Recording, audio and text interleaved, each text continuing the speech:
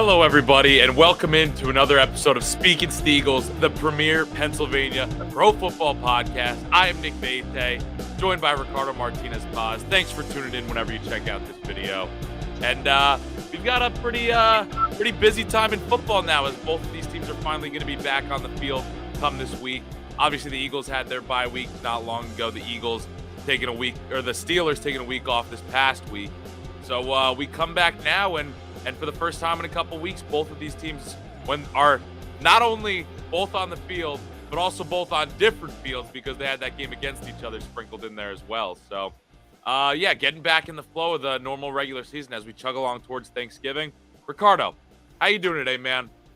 Good, man. Good, man. Can't complain. I mean, another episode. I mean, it's always always a blast, man, talking Eagles, especially considering the fact they're undefeated still, but we'll get into that a little bit more later. Yeah, absolutely. And, the Steelers off this week. We'll talk a little bit about their bye situation, and obviously we'll look ahead to both of these teams' games that they have coming up. But let's talk about this game they had against the Texans. It feels like a while ago now because it was on Thursday night. But let's dive into it. Why don't we start with some of the takeaways you had? Yeah, that was almost a week ago now that we think about it. But in any case, so it wasn't the prettiest win, I'll say that much, but ultimately the offense got it done. I'll start with the good, which was the offense. They scored in all four quarters yet again, just like they did against the Steelers. Like I said, it wasn't the prettiest game from Hurts. Lost the fumble, was sacked 4 times, but still finished the night with 21 completions, 243 passing yards, 9 yards per attempt, and 128.9 passer rating. So, I mean, he's still doing really well. The run game also was a bigger factor in this one than against the Steelers. Miles Sanders led the team with 17 carries, 93 yards, and a touchdown. But yeah, even with some hiccups, the offense still delivered, even when the defense might have been a bit faulty at times, a bit iffy. But that's sort of more leading toward my second takeaway. Well, yeah, I don't really have a lot to say on the Eagles' offense. Like you said, they did still score in all 4 quarters, and wasn't the prettiest game from Hurts, but not every game is going to be this 300 passing yards, another 80 on the ground, throwing for like 3 touchdowns. Not every game is going to be that. So, I don't really have any concerns still. I know you were coming out of the game a little bit hot about some of what you saw, but I think some of it was related to the defense. So, if you want to just get right into that point, I think we can kind of touch on the team as a whole surrounding both sides of the ball.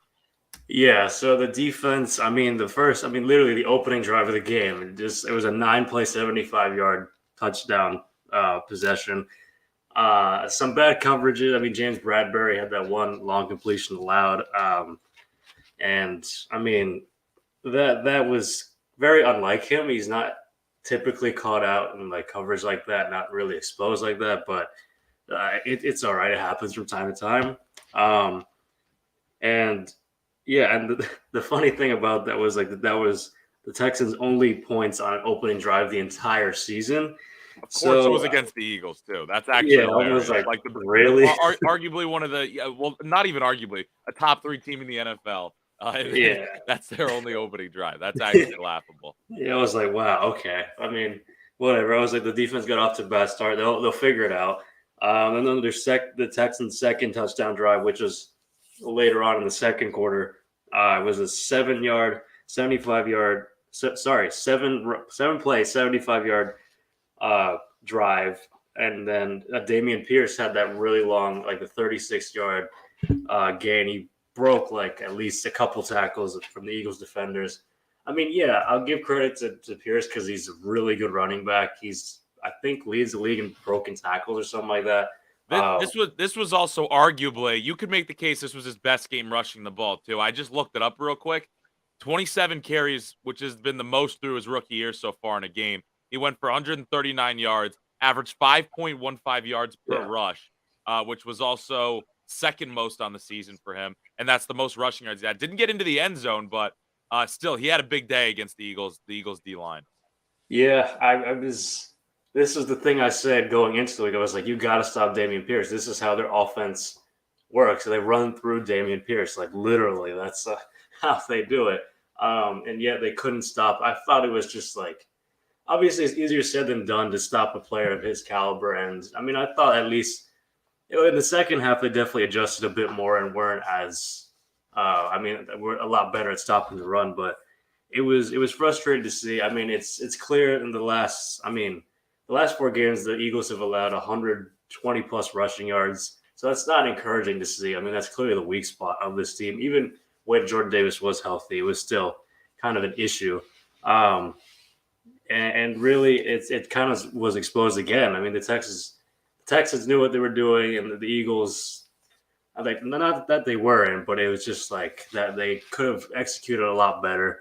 It took them the second half to figure it out, but How much of a like I fact? said, I think we actually watched this game together, Ricardo and I. And yeah. I brought this up to you during the game. How much of a factor do you think it was that Fletcher Cox went down with the injury during the game, and obviously Jordan Davis came into the game not playing? How much of a factor do you think it was that those two guys were down, into how big of a day that Pierce had? Maybe it wouldn't have been to the same magnitude. I know you just said, however many games in a row now they've given up 120 yards on the ground, but nearly 140 and 5.15 per attempt for Pierce. Yeah, I mean, it definitely doesn't help when, I mean, Jordan Davis is probably the best run defender we have. I mean, just pure nose tackle. I mean, he just gets so much attention and literally like frees up the other defenders around him. And then Fletcher Cox, that definitely didn't help either. But eventually he came back. And I'll say Marvin Wilson and Marlon did not look all that good in that game. Marvin Wilson obviously promoted from the practice squad, I think the same day of the game. And so he didn't really do well. I'm not sure the Eagles will promote him again. I mean, maybe for depth purposes, but against the run, he was not good. So it's a little bit of a factor, I would say. But again, injuries happen, so the Eagles have to adjust. I think I read something yesterday. It's like the packages that the Eagles were using against the run was Marlon, Marvin Wilson, and Milton Williams. And like that's not gonna cut it up front for those three at least. Like you need Hargrave or Fletcher Cox or both. Obviously, Fletcher Cox is a bit older, so you have to rest him and like switch him out rotation and stuff like that. So Yeah. but Hargrave still, like, I mean, he had a monster game. I'll get into him in a little, but I mean, he had one hell of a game. I mean, he should be seeing the field a bit more, I would say, on run plays. I agree with you. I think he's one of the most underappreciated players on that Eagles defense that really doesn't get talked about enough. So I was happy you gave him the player of the game, and we'll get into like what he did in a second. But Yeah, when it comes to stopping the run long term, how many games in a row did you say it was that they gave up 120 yards? 4 games in a row now. Does that line up perfectly with the game that Jordan Davis got injured? I think it's the It's game. it's pretty close one way or Yeah, another. I think it was the second game. Well, because who was it? I'm trying to think who they allowed it to. Let me look. Because there's 124, 134. I think it was against. Uh, God, I'm forgetting Oh, now. I I'm just think I thinking think quick. Davis has only been down for 2 or 3 weeks, but Yeah, I was gonna it's say it still it's wasn't still that. during that span he's been without him. But this is the question that I have for you. I mean, if you just brought up the point that kind of one of the things that you're most concerned about with this Eagles defense is stopping the run. I mean, how does that translate when we get into the playoffs or even towards the end of the season when they're going up against teams that are, playoff teams like the Cowboys who, like to run the ball with their two-headed rushing attack. Like the Giants, Saquon Barkley has bounced back. Even Daniel Jones on the ground with his legs. The Seattle Seahawks obviously love to run the ball through Kenneth Walker. The 49ers just picked up Christian McCaffrey and Yeah, they kind of roll through their running backs. I think you could even say the same thing about, the Vikings and Dalvin Cook and I'm not even going to bring up the AFC or the NFC South right now, but all those other playoff teams I just listed. I mean, does that kind of start to become a concern in the back of your head that hey, as these teams are kind of lining up, who we are going to potentially have to go through in the playoffs? All of them really like to run the ball and are effective at doing so. And that seems to be one of the areas that the Eagles defense has struggled, especially in recent weeks. yeah, it's a little concerning. But I mean, it's interesting because against the Vikings week 2, Dalvin Cook didn't run at all. Like he was just blown up. It was stuffed on like every run possible. I'm not entirely sure where why the drop off was so significant after that, but it's definitely something that should be like more attention should be like given from Jonathan Gannon. I mean, he even said going into this game that Damian Pierce was like unlike any other running backs they were facing this entire season. I mean, he's that That's good. really high praise. Yeah, exactly. And he's a rookie. He's a fifth rounder. And like he's already getting all this praise and all these looks. Potential offensive rookie of the year, or whatever. But it definitely for the playoffs, it's definitely a bit more concerning, especially when offensive lines are a bit better than the ones the Eagles have faced. The Texans one wasn't all that good, really. Um, so it does become a bit of a concern moving forward, but it's not like I mean they still have time essentially, but getting Jordan Davis back will definitely help. Um, and really, I guess hoping that Fletcher Cox and Javon Hargrave don't get injured, then like they should be fine on paper, and they should be fine. But That's it's really just I think what you just touched on before is really kind of the X factor for me, and if this becomes a long-standing problem for the Eagles, or if we're completely forgetting about this come the playoffs, is not only Jordan Davis coming back healthy, but if the fact that, and I brought this up a little bit in the last episode, but if these couple of weeks, these 3, 4, 5 weeks that he's out, kind of not rejuvenates him, but kind of is a little bit of like a rest and a reboost yeah, into the rest of the season, because he's never played a full NFL season before. yeah, The college season's coming to a close in a few weeks here.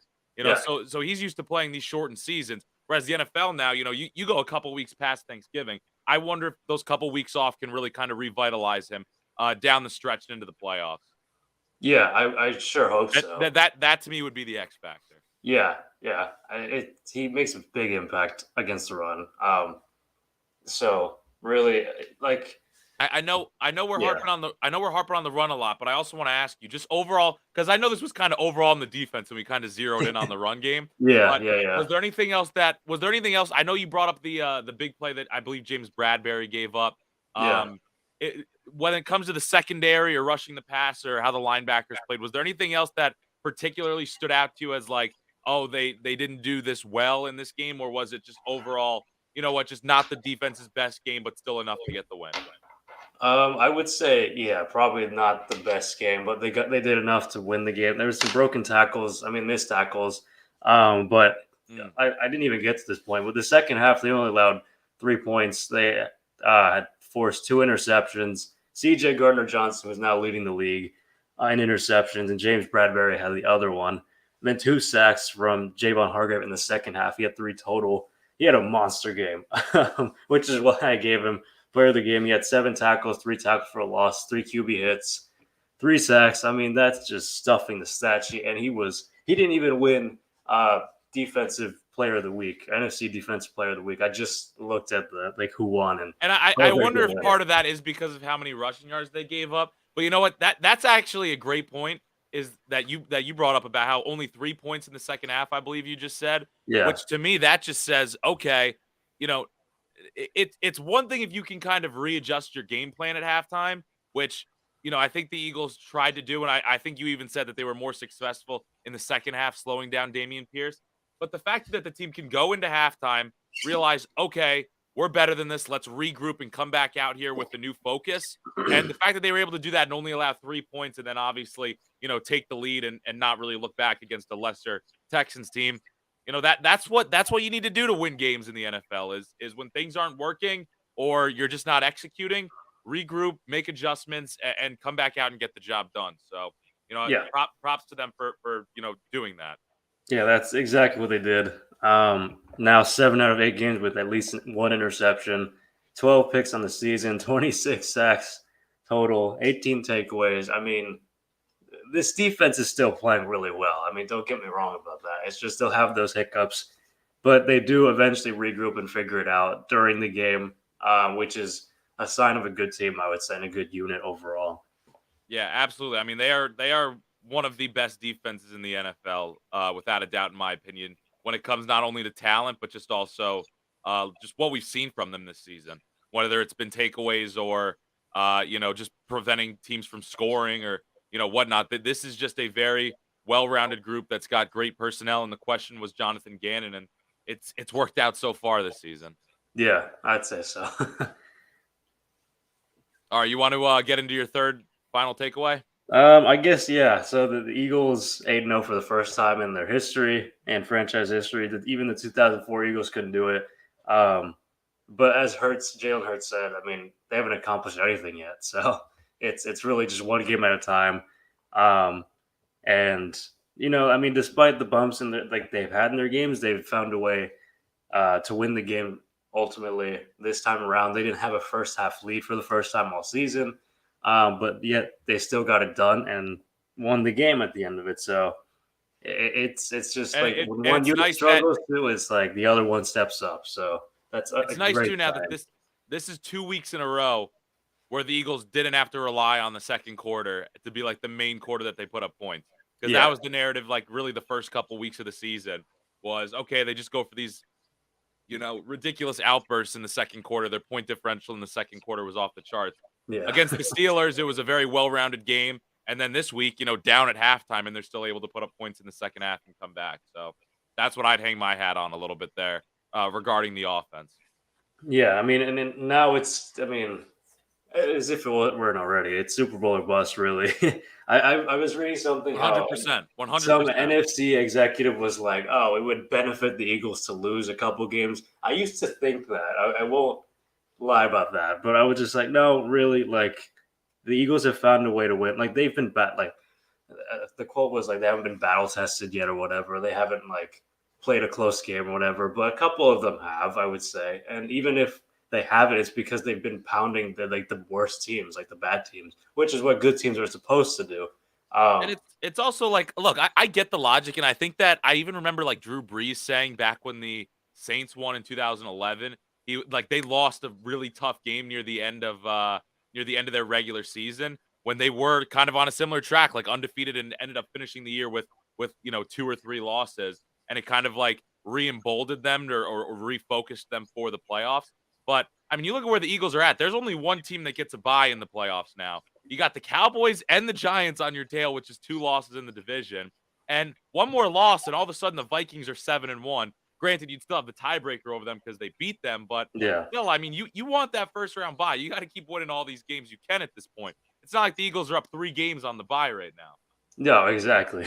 But it's like, well, obviously we'll get into the game next week. But I mean, the Colts after this week against Commanders and I believe it's Titans, Packers, like those are all winnable. I mean, that's I'm not going to say they're going to go undefeated, but the next few games are still very much winnable. Yeah, and I mean, we'll definitely. I think I said like 2 or 3 shows ago. We'll wait until Thanksgiving to really look ahead, but yeah, the more we push off looking ahead, the easier it seems to get in front of the Eagles. I mean, Yeah, The and it's Packers game was when we said, okay. I mean, you got Titans Packers back to back, and now everybody on the Packers is injured. Aaron Rodgers is looking like a shell of himself, and yeah, the team seems to be as dysfunctional as any in the NFC. So I yeah, don't know. I don't know. We will break down. We'll get into a little bit. We'll look ahead to the Eagles game this week and everything in a little bit. But you have anything else you want to add on the Eagles before we talk just briefly a little bit about what the Steelers did during their bye week and look at their schedule a little bit? no, that's all I got. All right, sounds good.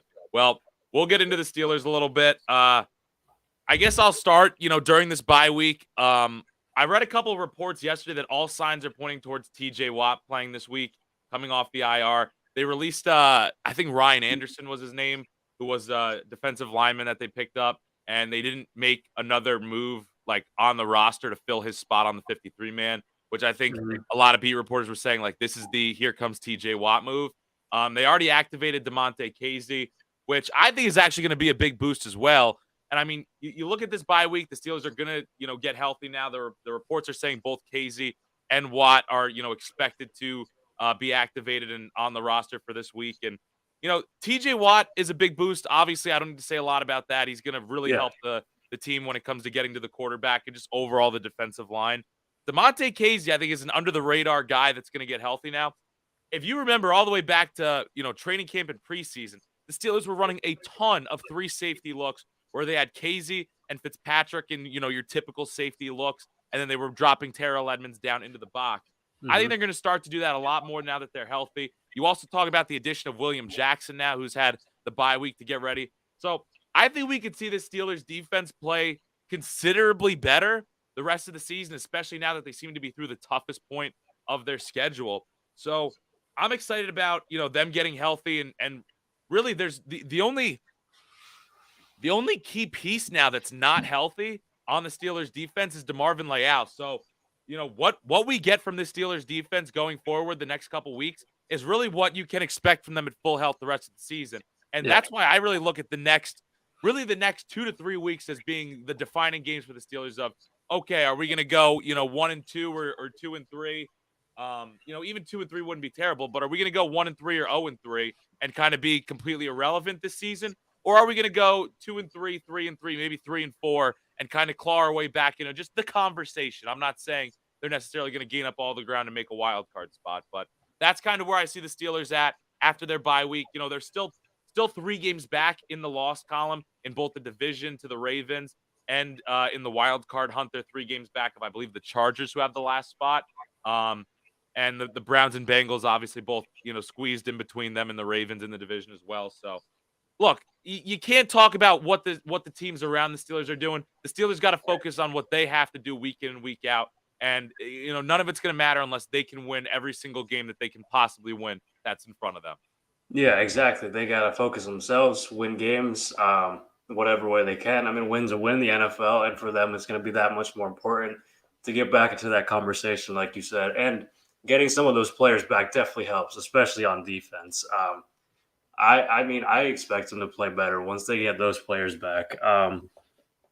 But yeah, like you said, they got to focus on themselves and game plan week by week, take it one game at a time.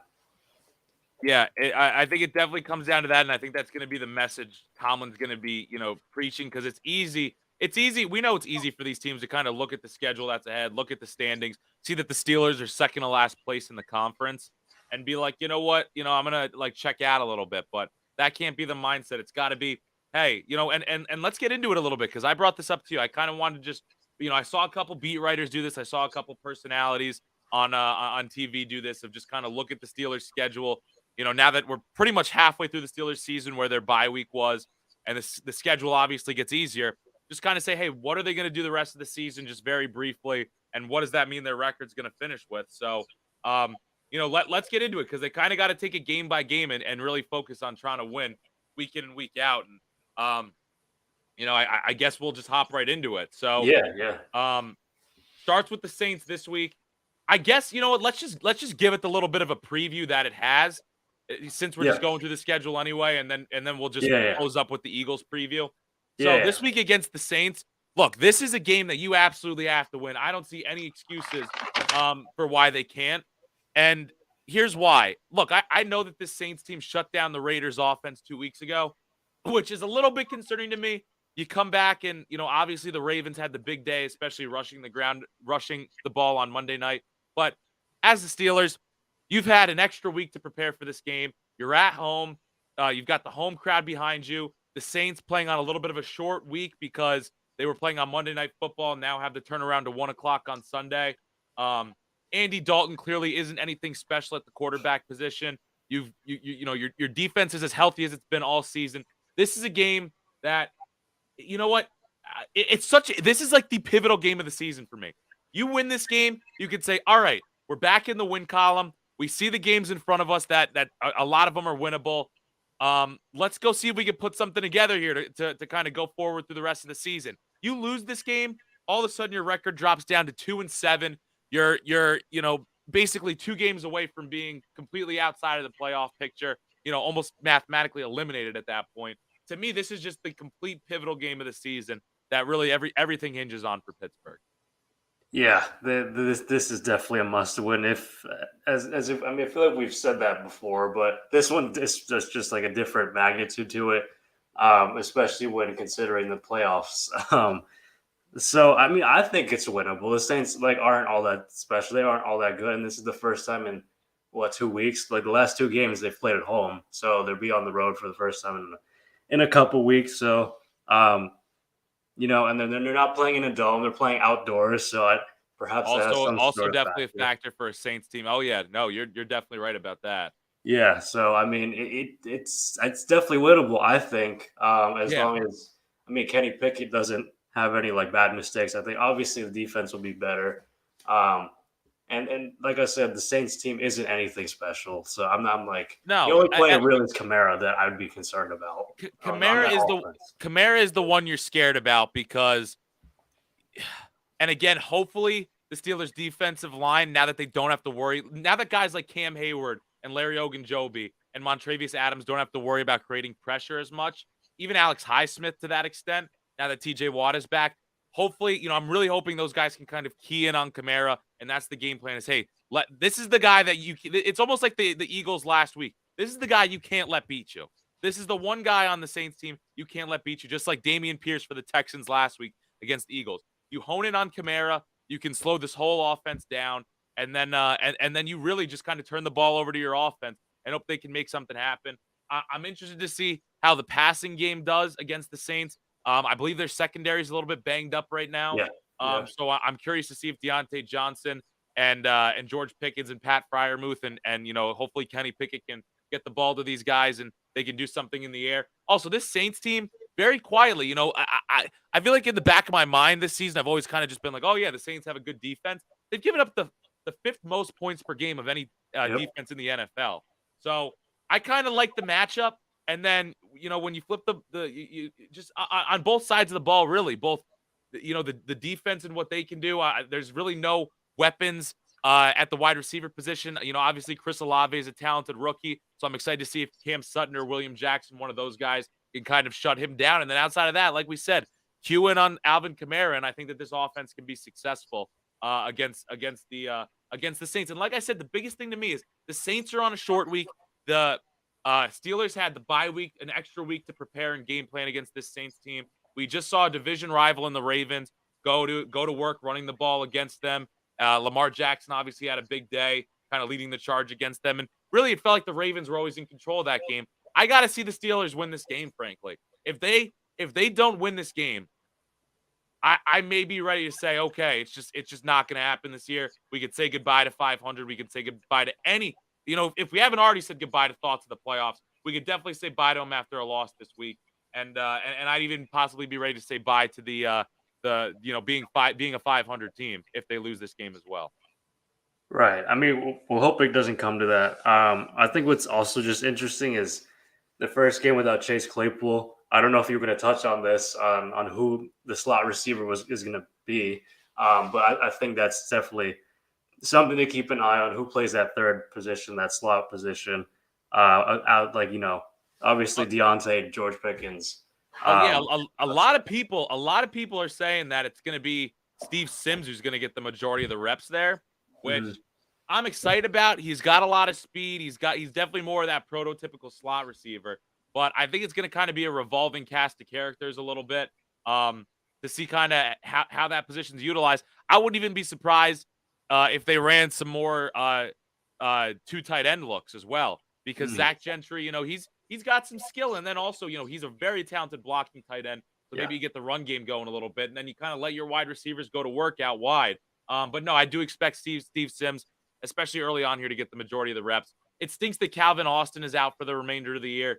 He was yeah, dealing with the foot injury all season. It just doesn't look like it's going to happen this year. He definitely would have been a candidate to get some reps in that position.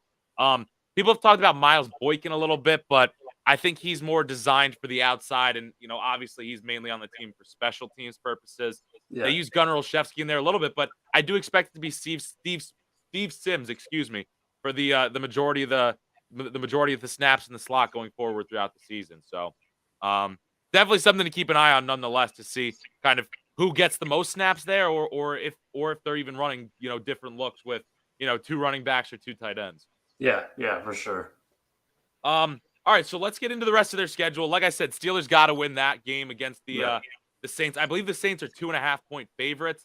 Also, like you said, on the road, and it's the outdoor stadium. So again, potentially advantage Pittsburgh if the weather is nasty or cold or anything like that. Saints aren't used to playing in that. So I like it. Obviously, Andy Dalton's been to Pittsburgh and he knows what he's getting himself into, but yeah, could be a factor for the rest of the team. But then you look forward. And we'll go through this very briefly, just kind of like quick thoughts, quick win loss type thing. But then week 11, home against Cincinnati. I don't know. I chalk this game up as a loss, even if they get the win against the Saints.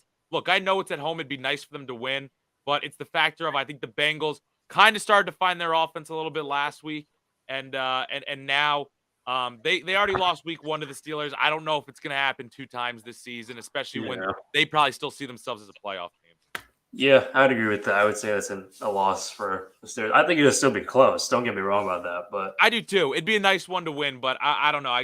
I'm trying to be as unbiased here as possible. It's certainly winnable, and if you want to make the playoffs, that's a game you got to win. So yeah, definitely on the table there. Then we got a Monday night game the following week at Indianapolis. You got to win that game. Chalk it up as simple as that. I mean, I think any team that has the Colts left on their schedule is circling that game as a must-win. You just can't lose to a Colts team that's got Sam Ehlinger at quarterback. Jonathan Taylor has not been the same beast this year. They haven't been able to run the ball, and Jeff Saturday is now the head coach. That's got to be a game you win. Oh God, that head coaching hiring, my God. I mean, interim head coach, whatever. That's a whole different conversation. One of the most bizarre things we've ever seen. One of the most bizarre. Yeah, the guys on Speak and Colts are having a field day with that right now. Yeah, but that should definitely be a win for the Steelers. Oh boy. then you've got then things turn to December and they're in Atlanta. Ooh. This is a game that you really, really kind of have to win, especially because the following week you then have Baltimore. But the Falcons are better than people give them credit for. Now, I'll say this. This is kind of one of those wait-and-see games for me because I want it to be a win. And if the Steelers' defense gets back to their old form and can stay healthy and is really like the Steelers' defense we expected, then this game should be a win. I'm going to give it to them as a loss. I'm going to give it to them as a loss because I think 2 games in a row on the road. Look, if they're going to make the playoffs, they got to win that. That's another game you got to win. And it's certainly winnable. But I could also see it, like I said, back-to-back games on the road is tough. And then you've got your longtime rival in against the Baltimore Ravens the following week. So I could see it being a little bit of a trap game for the Steelers. And that's why I'm going to chalk it up as a loss. Oof. I agree with the points you make. But I still want to go with the Steelers. I still want to. I would say I would give them the win there. And again, I'm just I'm not looking at the matchups or anything yet at this point. Yeah. I think as long as the defense is healthy, then yes, they'll certainly be in the game. But I think this Falcons team is they're a solid football team. I don't know if they're playoff caliber, but they're certainly capable of winning games in the NFL this season. Yeah, I mean that's true. That's true. But I'll still give it to Steelers. No, I like it. Thank you for giving the Steelers the win. Then we've got the Ravens at home against Baltimore. You come off that tough loss against the Falcons, in my opinion. You're at home against Baltimore. Rivalry games in the NFL, is something that you always kind of get up for. So I'm going to give this one the win. You know what? Stopping Lamar Jackson is going to be tough. I think this Ravens team, honestly, is one of the better teams in the AFC. Just because it's at home, and I don't want to – I'm not going to say that the Steelers are going to lose both of these games. I'm going to give this one to the Steelers. Coming off the loss, I think they're pissed off about the loss, and I think they're really going to be hemmed in on beating their division rival. Oof. I'll chalk this one up as a loss. Okay, so we go back and forth on those last, though. Yeah. And I mean, hey, you look at what Lamar Jackson did last week. Yeah, it's kind of hard to imagine him dropping a game to the Steelers this season. But we'll see. The Steelers have had success beating the Ravens in recent years, even with Lamar Jackson there. Sure. Following Sunday, December 18th now at Carolina. This one's also got to be a win. The quarterback situation is completely up in the air. Steelers got to win that game. Yeah, that's a win. Then you go Christmas Eve. I'm actually so hyped for the Christmas Eve games this year, man. Christmas Eve games of the NFL. There's something different. I think the last time we had them was like 3 years ago. No. I feel like it's been a couple of years since we've had games. Did the Steelers play on Christmas Eve then? I remember the Steelers played the Ravens on Christmas Eve, our senior year of high school, which was like 4 years ago, right? Was that the Antonio Brown? Oh no, that was on Christmas Day. Oh, it was. So I don't think there were, because that was I don't remember. Either way, Christmas Eve games are always there's something hype about Christmas Eve games. So I'm excited for it. I think the Steelers will be excited for that one too. Las Vegas, another team that is kind of starting to see their playoff hopes dwindle away. And that Raiders defense is bad, man. The Steelers got to win that game. I'm going to chalk it up as a win. I'll also put that as a win. Okay. Just hesitantly. I don't know. The Raiders are so weird. The I Raiders don't know. are very weird, man. A few weeks ago I was saying this is a team that still has a chance to be a wild card team and a sneaky AFC, make a sneaky run in the playoffs, and then these past 2 weeks happen, and I'm like, wow, I look like an idiot. It's an absolute collapse, absolute chaos. All right, then we've got the first game, January 1st at Baltimore. This is a loss in my mind. The Ravens aren't losing both games of the Steelers this season, so there's the L. I'm also giving them the L. I hate that they get swept, but last game of the season now, home against Cleveland. I'm giving them the win. All right, a lot of things could be on the line here in this game, and it's one of those things. Again, division rival, so I think it's going to be close. The Steelers lost that game week 3, I believe it was, against the Browns. They're not losing both games to that Browns team. Even with Deshaun Watson there, I think they'll find a way to come out on top. Oh, man, that one's tough. Wow. I'm going to give them the loss on that one, too. So fair enough. So you have them. So what do you have the final record as? What I gave them? 3 wins, I believe. So that's I gave 3 or 4. I gave them 4, I think. I gave them the wins of the Saints, the Colts, the Ravens, Panthers, Vegas, Cleveland. Well, I'll tell you this: I have them finishing the season at 8-9. I have them at 7-10 then. 7-10. Yeah, because you gave one more win. Yeah, with the Browns. Which I feel that is kind of the ballpark. Now again, I gave them losses against the Bengals, the Falcons. Obviously, my win in Week 14 against the Ravens was a little bit controversial. But there's this. The Steelers are fortunate that they're playing the AFC South the NFC South this season, which is one of the weakest divisions in football. Yeah. If you can beat all the teams remaining in your schedule in the AFC South, you beat the shitty teams like the Ravens and the Colts, then it comes down to what you do against your division rivals. If you beat all the teams on your schedule the remainder of the season outside of your division rivals, you're perfectly in the hunt to potentially be at least 500, maybe in the playoff conversation, depending on what happens around the rest of the NFL. So that's what I got to say. Beat the teams that aren't in your division and then see what you can happen. See what happens in your remaining 4 games against AFC North teams. I think it's as simple as that. Yeah, I mean, one game at a time, but yeah, one game at a time. But that's kind of the formula, and it all harps back to, hey, you got to take care of business this week against the Saints on the extra week of prep. So yeah, exactly. All right, enough Steelers for today's episode. Let's shift over back to the Eagles, and we'll close things out talking about their matchup this week. Going ahead now. Who are they playing this week? I just had it up before. Commanders, Monday night. Again. They got the rivalry game again. So yeah, what do you make? What do you have your eye on? Is anything different than kind of the not easy win, but kind of like sure-handed win they got against the Commanders earlier in the year? I mean, it's Taylor Heineke playing instead of Carson Wentz. No return for Wentz in Philly, which damn, I would have been Wentz would have gotten a lot of boost from the Philly crowd, but it is what it is. I mean, it's the Commanders anyway, and they're still not they've had some key wins. I mean, they lost their last game against I'm blanking on who they just lost. The Vikings, yeah. But the other thing is Brian Robinson wasn't activated at that point in that first game. And Jordan Davis was active. So, I mean, my main focus is the run game again for the rush defense. Like I said, I mean, the last 4 games, an average of 142.5 yards per game. And I mean, Brian Robinson, Antonio Gibson, they're solid. I mean, Robinson's still sort of finding himself, working his way into the team a bit more.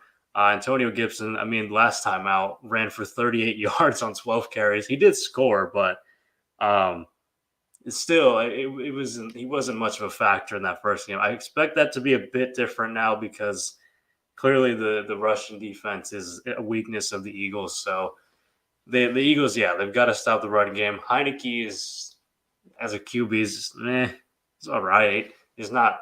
I mean, they don't put up like a lot of points, but like It's hard to quantify because it's almost like they play better when they know Heineke is the guy leading the huddle. But yeah, when it comes which down to is pure talent, he's just an okay quarterback in the NFL. Like, I think yeah, it's as he's simple as that, fine. you know? Like, Yeah, I don't even know if you could say he's better than Wentz, maybe. But yeah, some I mean, commanders would say that, but some commanders yeah. fans would say that. But I don't know. I feel like they're. I mean, Wentz has the big arm. Heineke's more of a manager. I don't know, sort of thing, keeping the ball out of harm's way. Um, so in that regard, it might not be as simple, like easy to get turnovers, create turnovers, but um, as long as they keep, I said this last week. I feel like I've been saying it for the last few weeks. As long as they keep the running backs in check, this team should be fine. I'm never worried about this, the Eagles secondary or the pass defense at all, like because it's one of the best in the league. So if you can make the offense one dimensional, then really you kind of get rid of the threat of Here's what I'll upset. say. Here's what I'll say about Washington too, and I think that you're completely right. You know, given what you said earlier about, I think you said 4 games in a row they've given up at least 120 yards on the ground. Yeah. Um, here's been Washington's top rusher each game of the season. Gibson 58 yards, Gibson 28 yards, Gibson 38 yards, Gibson 49 yards, Robinson 22, Robinson 60, Robinson 73, Heineke 29 against the Colts, and then Robinson 44. They haven't had a rusher get over 75 yards in they haven't had a single rusher get over 75 yards in a game. Against the Eagles, this can't be the game where one of these running backs all of a sudden has their breakout 100-yard rushing performance. Yeah, I'm hoping not, but we saw that with DeAndre Swift week one, and we saw it Damian Pierce pretty much. So who knows? Like anything's possible, but I Who knows? expect the But Eagles but to. yeah, it'll be an interesting conversation next week if we say all of a sudden, oh, one of these guys, went off for 100 yards and a rushing touchdown, or oh, the Washington running backs combined for 160 yards on the ground. Like, Yeah, it's not going to be a fun conversation next week. Even though I do also believe that even if that happens, the Eagles' offense will still do enough to get the win. yeah, that's sort of a good segue actually, because my second thing I'm looking for is does Jalen Hurts is Jalen Hurts the guy again in this game who carries the team? I mean, in the first matchup, it was what 22 completions, 340 yards, 9.7 yards per attempt, 3 touchdown passes. Devontae Smith had a career game. He had 165 yards on 8 receptions and a touchdown.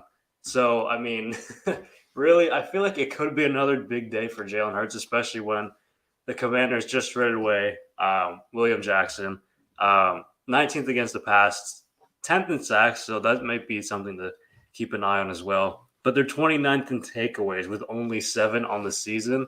So I mean, when AJ Brown has been, I mean, it's like here's the thing: Devontae Smith typically has good games. AJ Brown always seems to have good games, and then Dallas Goedert, I feel like is just so under the radar, so underrated. I mean, last week I think he had 100 yards, I think 100 yards and a touchdown, and I mean he's just been a steady presence there. He's just not really been getting much love. I think he's first among tight ends in yards per catch. I think something like that. He's definitely one or two. Um, He but absolutely flies under the radar as one of the top tight ends in the NFL, he's without a yeah, doubt.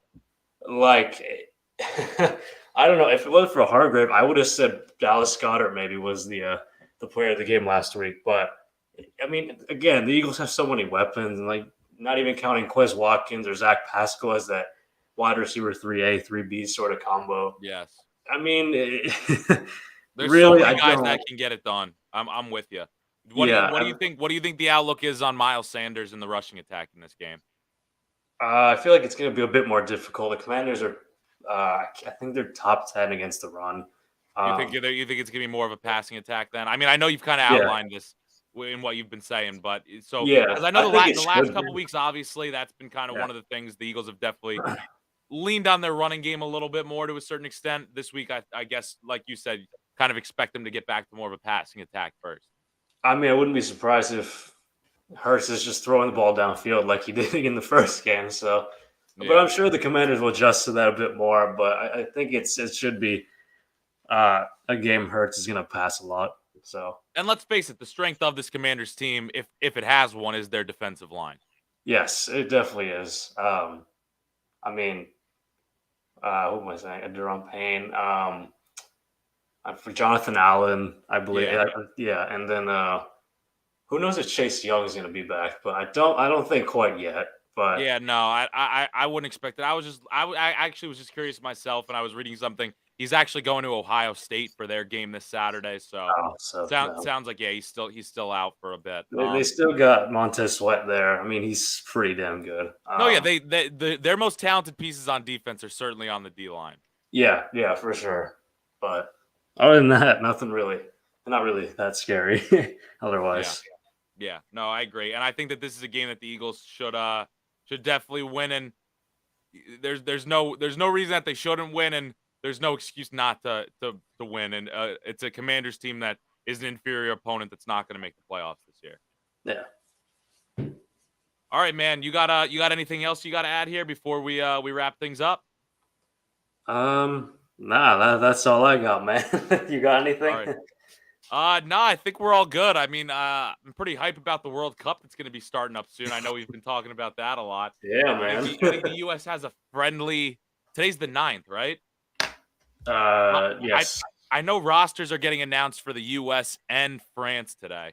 The only Yes. reason I know the France roster is getting announced is because I'm in a French class at school that I have to take for this dumb requirement at Marist, and I have to like follow like something culturally related to France. So I've just been following their national team. Oh, that's And I know kind of the cool. roster. It's kind of cool, but it's also like a bit of a bear because you need updates on it every single day, Oh, I and see. there's Yeah. not a lot that's happening. So like now I've kind of like gone and talked about like PSG or like talked about Messi, which isn't like related to the French national team, but whatever. Like It's still in it France. is what it is. It's somewhat related. Yeah. I put the spin on everything. Anyway, yeah. So World Cup coming up. I believe the U.S. has a friendly. Just about that time of the year. I love the fact that we're gonna get Thanksgiving football followed by Black Friday World Cup. Like that is Oh just my such a God, hype yeah. combination, dude. So excited for that. But all right, man. Sounds good. We'll be back talking with all you guys next week, breaking down both of these games for the Steelers and Eagles, and obviously looking ahead to their games the following week and really just the rest of their season. And always talking Steelers, talking Eagles, talking all the latest news and updates, and just having a good time talking football together. Thanks for tuning in. We will see you next week. Peace.